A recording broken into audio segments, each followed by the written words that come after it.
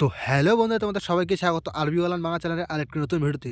তো বন্ধুরা, আজকের এই ভিডিওটি কিন্তু খুবই গুরুত্বপূর্ণ হতে চলেছে, কারণ আজকের এই ভিডিওতে আলোচনা করব পশ্চিমবঙ্গ সরকারের তরফ থেকে ঘোষণা করা 2025 সালের জানুয়ারি মাস থেকে কিন্তু আরও অতিরিক্ত সামগ্রী পাবেন। তো কী কী সামগ্রী পাবেন এই বিষয়ে কিন্তু আজকের এই ভিডিওতে আলোচনা করব। তো আজকের এই ভিডিওটি কিন্তু খুবই গুরুত্বপূর্ণ হতে চলেছে। তো ভিডিওটি স্কিপ না করে শেষ পর্যন্ত দেখার অনুরোধ রইল। জানুয়ারি মাসে অতিরিক্ত রেশন দেওয়ার ঘোষণা, কোন কার্ডে কী কী রেশন পাবেন জেনে নিন। তো দেখুন বন্ধুরা, এখানে কী বলা হয়েছে, পশ্চিমবঙ্গের সমস্ত রেশন কার্ড গ্রাহকদের জন্য সুখবর। জানুয়ারি মাসে নতুন বছরে বাড়তি রেশন তথা রেশন আইটেম লিস্ট দেওয়ার ঘোষণা। কী কী বিনামূল্যে রেশন বা ফ্রি রেশন পাবেন এবং কোন কোন রেশন কার্ডে কী কী রেশন পাবেন, রেশন কার্ড অনুযায়ী তালিকা দেখে নিন। পশ্চিমবঙ্গ সাধারণ মানুষের জন্য রাজ্য সরকার প্রতি মাসেই বিভিন্ন রেশন সামগ্রী সরবরাহের ব্যবস্থা করে থাকে।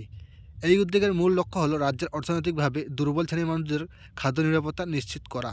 এ মাসে রেশন কার্ডধারীদের জন্য বরাদ্দকৃত সামগ্রী তালিকা প্রকাশ করেছে রাজ্য সরকার। এই তালিকা অনুযায়ী রেশনে 9 রকমের সামগ্রী দেওয়া হবে বলে খবর। কোন ক্যাটাগরির উপভোক্তা কতটা রেশন সামগ্রী পাবেন তা জেনে নিন।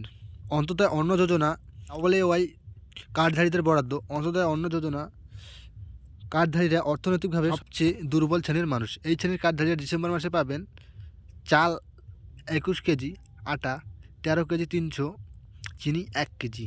এই বরাদ্দের মাধ্যমে লক্ষ লক্ষ মানুষ উপকৃত হবেন। সরকারের এই পদক্ষেপ সুবিধাবঞ্চিত মানুষদের বিভিন্ন স্বস্তি এনে দিবে। SPH এবং PSS কার্ডধারীদের বরাদ্দ।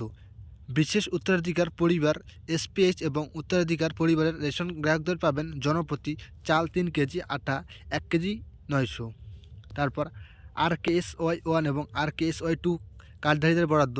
রাজ্য সরকারের RK1 এবং RKSY 2 কার্ডধারীদের জন্য নির্দিষ্ট বরাদ্দ রয়েছে। RKSY 1 জনপ্রতি 5 কেজি চাল এবং RKS 2 জনপ্রতি 2 কেজি চাল কিন্তু আপনারা পাবেন। বিশেষ অঞ্চলের জন্য অতিরিক্ত বরাদ্দ।